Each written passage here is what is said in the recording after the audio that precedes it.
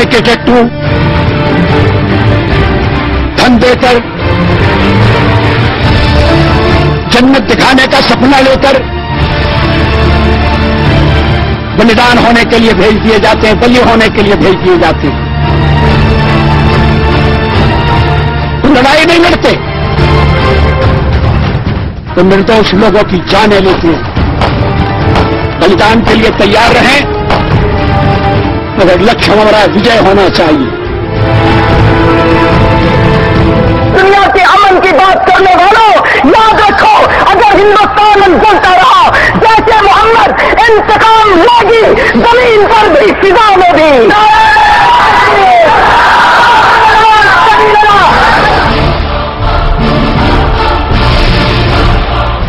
अब निर्णायक लड़ाई लड़ने का वक्त आ गया है और इस लड़ाई में हमारी विजय हो। दुनिया समझती है कि हमारे साथ जाति हो रही है, अंतर्राष्ट्रीय न्याय हमारे पक्ष में है, लेकिन वो खुलकर सामने आने को तैयार नहीं है। हमें अपनी रक्षा आप करनी होगी। जसवंत सिंह 70 घंटे उस दिन जागता रहा जब तैयारा अगवा हो चुका था। अटल बिहारी वाजपेयी की नींद उड़ चुकी थी, उनकी कब्रें वही बन गई और फिर मुझे आके कहते हैं मौलाना कहीं जाना है। मैंने कहा जरा आराम करो, वुजू भी करने दो। वुजू किया, साथियों से मुलाकातें की, खुद अपने तैयारे पे बिठा के लाए, मेरी आंखों पे पट्टी बांध दी, हाथ में हथकड़ियां डाल दी, हमें जहाज में बिठा दिया, मेरे साथ कमांडो लगा दिए। कंदहार की परवाज से कुछ आमदेद कहते हैं। मैंने जहाज में कहा अल्लाहू अकबर। मैं भी जहां जाता हूं लोग मुझसे भी कुछ कह रहे हैं और मेरा यहां आना ये भी किसी बात का संकेत है। हम विजय का एक नया इतिहास लिखेंगे।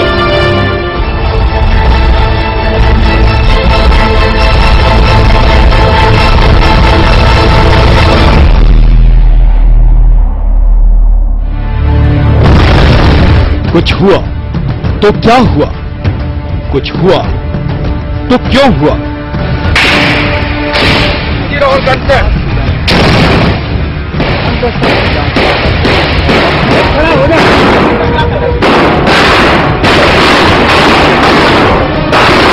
क्यों दुनिया के सबसे बड़े लोकतंत्र की सबसे बड़ी संस्था पर हमला हुआ।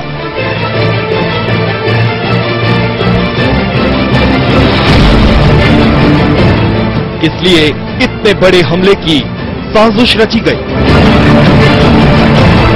जिन्होंने साजिश रची जरा उनकी जुबान सुनी।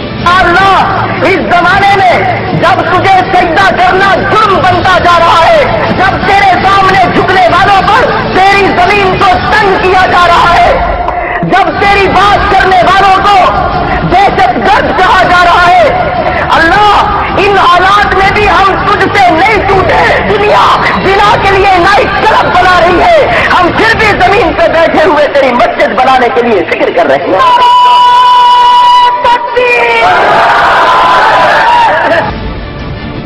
जिन्होंने उस साजिश को अमल में लाने का जुर्म किया, जरा उसका अंजाम देखिए।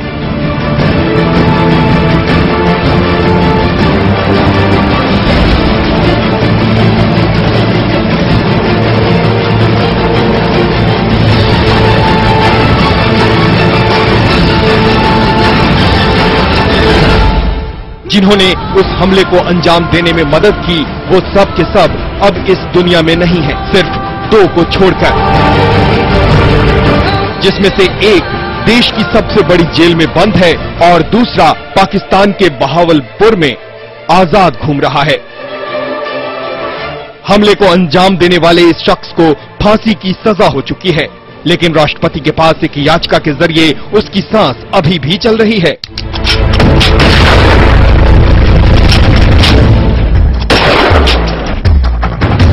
जब तक लोग कुछ समझ पाते, गोलियों की आवाजों से थर्रा उठी देश की संसद।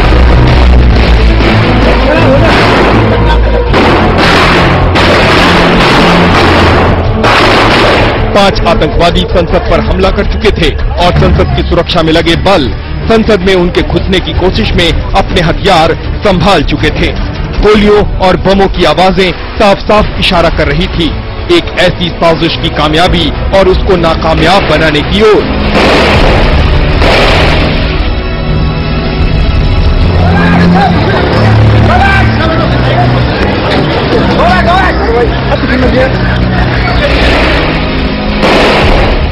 सबसे संजीदा सवाल, आखिर देश की संसद पर आतंकवादी हमला कराने की कोशिश किसने की?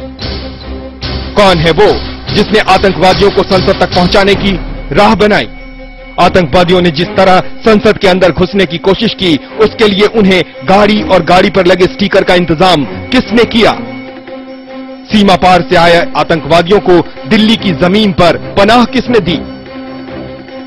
क्या थी देश की संसद पर हमले की पूरी कहानी? कौन था वो जो था तो भारत का, लेकिन वो बन चुका था पाकिस्तान की आतंकवादी संस्थाओं का कारिंदा? क्या थी उस शख्स की भूमिका और कितनी थी उस भूमिका की कीमत? कितनी छोटी सी रकम की खातिर देश का एक नौजवान बन गया देश का सबसे बड़ा गुनहगार? आखिर वो शख्स कहां है? किस तरह कर रहा है अपनी मौत का इंतजार? आज की तारीख में उस शख्स को अपने गुनाह के बारे में क्या कहना है? क्या है उसकी आखिरी ख्वाहिश? देश की सबसे अहम इमारत पर हमले की साजिश को नाकाम तो कर दिया गया, लेकिन ये साजिश कैसे रची गई और इस साजिश को अंजाम तक पहुंचाने का इंतजाम किस तरह किया गया, उसने पूरी दुनिया के सामने उस हकीकत को लाकर रखा जिससे अब तक लोग अनजान थे।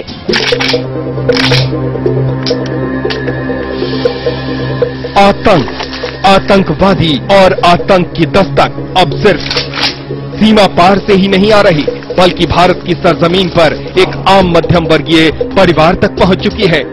ऐसे लोग आतंक की मुहिम और आतंकवादियों की साजिश में शामिल होने लगे हैं जिन्हें देश ने हर तरह के मौके दिए। वो चाहता तो डॉक्टर बन सकता था, लेकिन वो एक आतंकवादी सरगना बन गया। आखिर क्यों एमबीबीएस की 1 साल की पढ़ाई पूरी करने के बाद संसद हमले का सबसे बड़ा दोषी अफजल गुरु बन गया सीमा पार आतंकवाद और उनकी संस्थाओं का कारिंदा?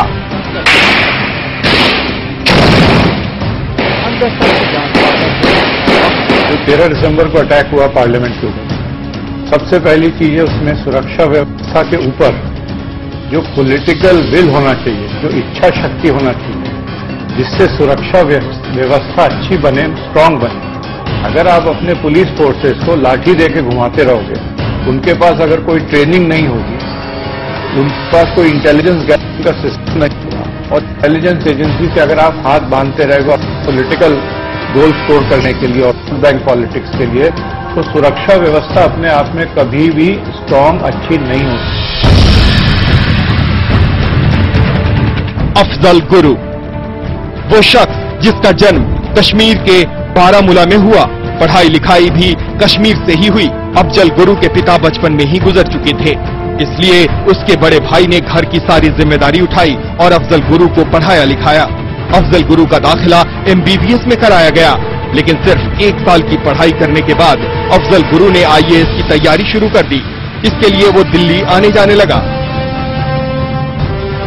पढ़ाई लिखाई के दौरान ही अफजल गुरु जम्मू कश्मीर लिबरेशन फ्रंट का सदस्य बन गया, जिसके जरिए उसने आतंकवादी घटनाओं को अंजाम देने की ट्रेनिंग हासिल की। आतंकवाद के इसी ट्रेनिंग के दौरान अफजल गुरु की मुलाकात अनंतनाग के तारिक से हुई। तारिक ने अफजल गुरु को जिहाद का मतलब समझाया और आतंकवाद को अपनाने के लिए उसे नफरत की घुट्टी पिलाई। तारिक ने अफजल गुरु को इस काम को करने के लिए वित्तीय मदद देने की भी बात की।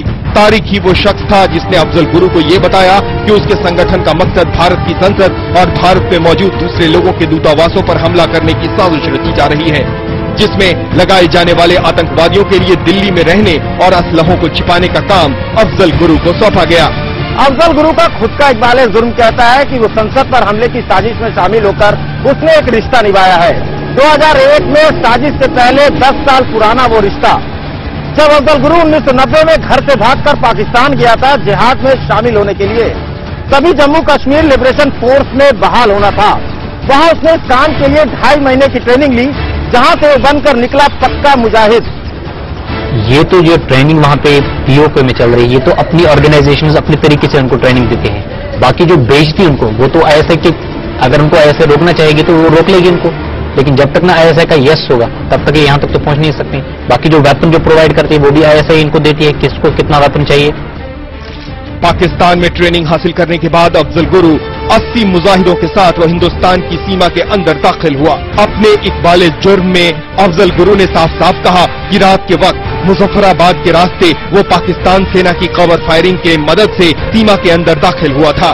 इन सारे आतंकवादियों को कुछ खास निशाने दिए गए थे जिन पर उन्हें हमला करना था, जैसे सरकारी स्कूल, नेटवर्क सेंटर और पुलों को तबाह करने का टारगेट दिया गया था इन आतंकवादियों को। सबसे पहले अफजल गुरु की अगुवाई में भेजे गए इन आतंकवादियों को त्रिगाम सेक्टर के जरिए भारत में दाखिल करवाया गया था और काम करने के लिए 10,000 रुपए नजराने के तौर पर दिए गए थे।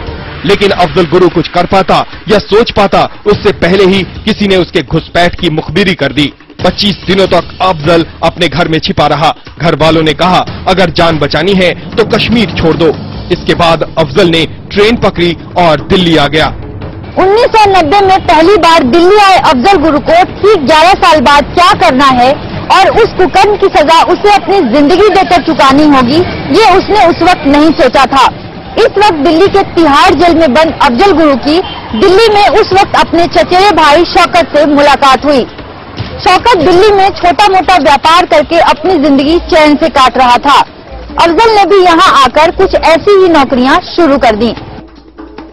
छोटे मोटे काम करके कुछ कमाई करने और साथ में दिल्ली विश्वविद्यालय से ग्रेजुएशन करते हुए 1994 में अफजल गुरु की पढ़ाई पूरी हुई। उस वक्त कश्मीर में कुछ सुकून वापस आ चुका था। अफजल वापस कश्मीर लौट आया और परिवार के कहने पर उसने सीमा सुरक्षा बल के सामने जाकर सरेंडर कर दिया। उन्होंने अफजल को छोड़ दिया और अफजल कश्मीर से वापस दिल्ली आ गया। 1996 तक अफजल ने दिल्ली में कुछ छोटी मोटी नौकरियां की, ट्यूशन पढ़ाई, लेकिन ज्यादा मन नहीं लगा तो वो कश्मीर वापस चला गया। इसी दौरान दिल्ली में उसके चचेरे भाई शौकत की शादी हो गई। 2001 की फरवरी तक सब कुछ ठीक ठाक चला। अफजल गुरु कश्मीर के सोपोर में मेडिकल रिप्रेजेंटेटिव का काम करने लगा। काम ठीक ठाक चल रहा था, लेकिन इसी बीच कुछ ऐसा होने वाला था जिससे एक बार फिर अफजल की दुनिया बदल जाने वाली थी। मेरी ग्रेजुएशन, मैंने दिल्ली यूनिवर्सिटी से ग्रेजुएशन की है। आप इसके क्या इसमें आपको इस्लाम के थ्रू आप लोगों को मोटिवेट करते हैं, जिहाद का कोई और पार्ट पढ़ाते हैं, क्या मोटिवेशन, क्या विचारधारा आपको देते हैं? बेसिकली वो कश्मीर की सिचुएशन को एक्सप्लॉइट करके ना हम लोगों को मोटिवेट करते हैं। बीइंग ए कश्मीरी तो हम सबको पता है वहाँ पे तो होता ही रहता है, जैसे पार्ट ऑफ गेम वहाँ पे तो होता है। इस तरह से मिलिटेंट्स से थोड़े बहुत होती है, इस तरह से सिक्योरिटी फोर्सेस से भी एट्रोसिटीज होती हैं। अब जो सिक्योरिटी फोर्सेस की तरफ से एट्रोसिटीज होती हैं, ये वो वीक पॉइंट लेके ना हमको मोटिवेट करते हैं। 2001 का वो फरवरी का महीना था। अफजल जुमा की नमाज पढ़ने के लिए श्रीनगर के बटमालू मस्जिद पहुंचे। वहां उसकी मुलाकात डॉक्टर तारिक से हुई। डॉक्टर तारिक दरअसल पाकिस्तान में मौजूद आतंकवादी संस्था जैश ए मोहम्मद से जुड़ा था। तारिक ने अफजल से कहा कि गाजी बाबा उससे मिलना चाहता है। गाजी बाबा जैश का एक ऐसा आतंकवादी था जो हर एक ऑपरेशन के लिए एक अलग नाम रख लेता था और गाजी बाबा मौलाना मसूद अजहर का खासम खास था। अफजल गुरु एक कन्विक्टेड यूनियन ऑफ इंडिया के खिलाफ उसने युद्ध छेड़ा, उसमें वो कन्विक्टेड है सुप्रीम कोर्ट से, उसको हैंग करना चाहिए। और उसको हैंग करने के लिए इतने दिन क्यों लगाए जा रहे हैं, ये पूरी जनता को अपनी सरकार से पूछना चाहिए।